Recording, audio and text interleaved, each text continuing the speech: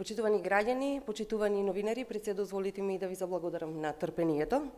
Вечерва на седниците на извршниот и Централниот одбор на СДСМ беа донесени важни одлуки за единината на државата и функционирањето на партијата. Со едноминутно молчење беше оддадена почит кон жртвите на трагедијата која што се случи во Бугарија.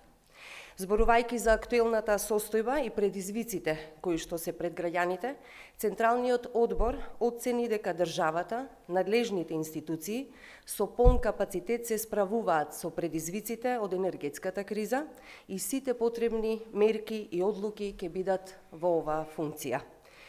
Државниот буџет е ликвиден и во него има средства да се помогне енергетскиот сектор, граѓаните, но и да се спречат ценовни шокови. Во однос на пандемијата и заштитата на здравјето на луѓето, фокусот на надлежните институции да преземат чекор за дополнително мотивирање и охрабрување што повеќе граѓани да се вакцинираат.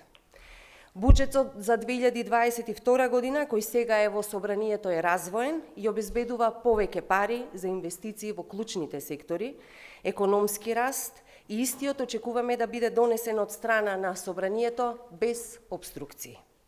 Осврнувајќи се на задолжението што го доби на минатата седница на Централниот одбор, председателот Заев информираше дека парламентарното мнозинство е стабилно, дека во моментов изнесува 61 пратеник и дека очекува да се создадат можности дополнително да се зголеми.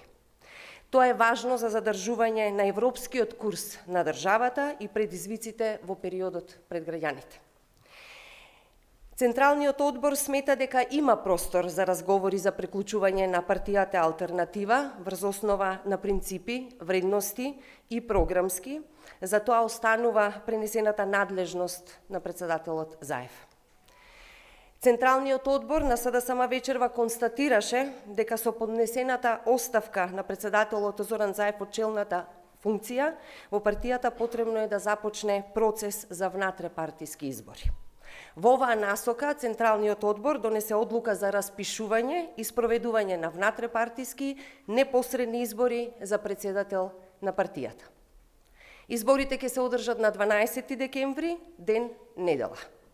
Постапката за кандидирање започнува утре и ќе трае 7 дена, а право на кандидатура имаат сите членови на СДСМ кои ги исполнуваат критериумите согласно статутот на партијата.